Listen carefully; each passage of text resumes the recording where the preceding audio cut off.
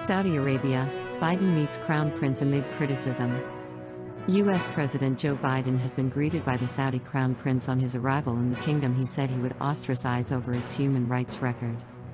Mr. Biden gave Mohammed bin Salman a fist bump.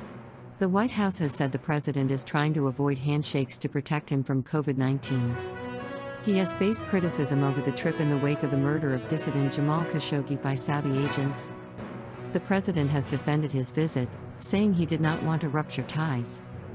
He flew to the kingdom directly from Israel, something previously barred. Saudi Arabia, which does not officially recognize Israel and for decades led a regional boycott of the Jewish state, earlier announced it would allow all carriers to use its airspace, seen as a conciliatory gesture to Mr. Biden and Israel. The president is aiming to broaden Israel's integration in the region, especially in the field of security and defense, as part of efforts to counter the threat from Iran. Saudi Arabia and Iran are regional rivals, while Israel considers Iran its most dangerous foe. Iran does not recognize Israel's right to exist and has repeatedly called for its elimination. Mutual concerns about Iran have led to unofficial security and intelligence ties between Saudi Arabia and Israel. Saudi Arabia has long been an important regional ally to the U.S., serving as a major oil supplier and buying billions of dollars of U.S. weaponry. However, ties have been tested in recent years, with a U.S. pivot towards Asia, withdrawal of forces and air defense capabilities from the Middle East, and Mr. Biden's declared prioritization of human rights as a plank of his foreign policy. Saudi human rights under new spotlight in Biden era? What happened to Jamal Khashoggi? The U.S.-Saudi relationship faced its most serious challenge with the 2018 murder of Jamal Khashoggi, a U.S.-based journalist who wrote for The Washington Post. Crown Prince Mohammed was accused by U.S. intelligence agencies of approving the murder. The prince denied the allegations, and Saudi prosecutors blamed rogue Saudi agents.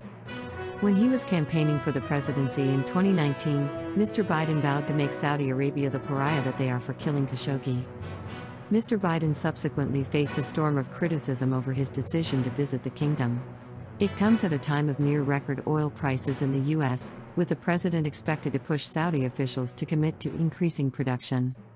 The White House has downplayed Mr. Biden's meeting with Prince Mohammed, saying he will also be meeting other Arab leaders when he attends a conference in Jeddah on Saturday. Meanwhile, it has been revealed to the BBC that a Saudi-American businessman in his 70s, whose case has not been disclosed before, has been detained without charge by the Saudi authorities since November.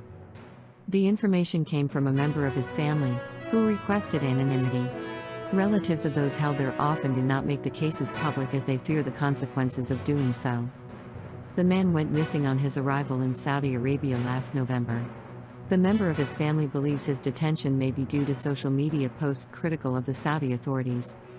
A source at the U.S. State Department told the BBC that the department had no higher priority than protecting U.S. citizens abroad, but that for privacy reasons it would make